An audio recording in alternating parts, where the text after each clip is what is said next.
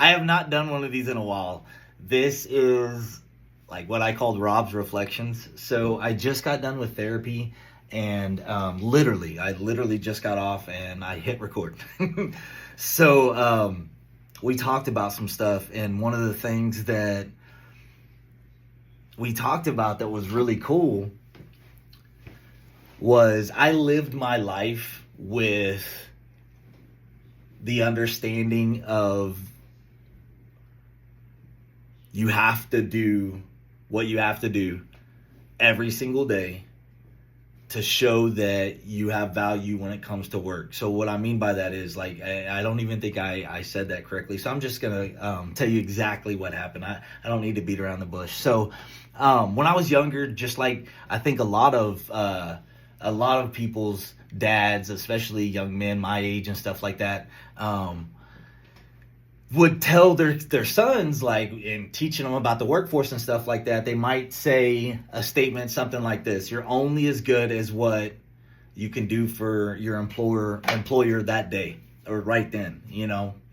It doesn't matter about what you did yesterday. You're only as good as today. And like, I had a breakthrough because validation is very important to me.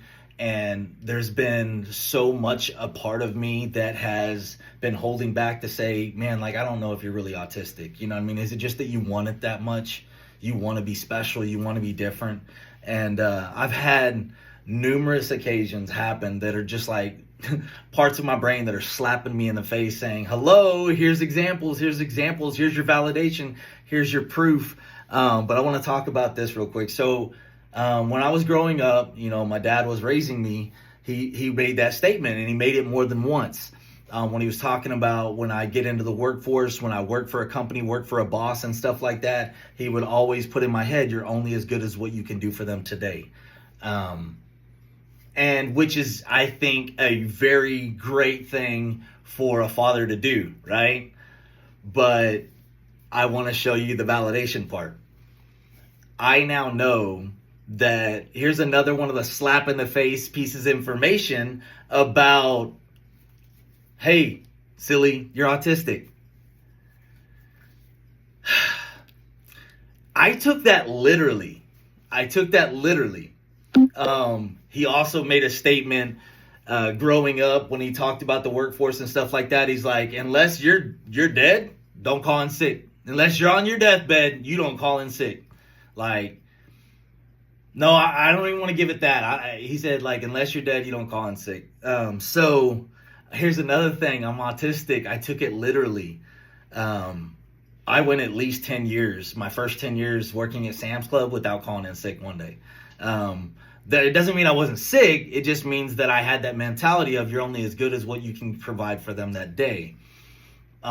That's my autistic brain. So I want you to understand, I just had an aha moment, like the ones that all of us teachers like to have from our students. I had an aha moment because I realized that I've been doing that my entire career in everything that I've ever done. I work, and if you give it a percentage, I think a lot of people say you give 110%, like sure, that's how my mind thinks right now that I would do each and every day. And it's my autistic mind thinking that there's no negotiating that, and that's what you have to do because that's the way that you were raised and that's what you were told. So, yeah, that's the way that I connect with it. And I love you, Dad. Hopefully, if you're watching this and stuff like that, I just want you to know that I love you. And I'm very thankful that you got through with me. So thank you. See y'all. Ready, set, go, bananas.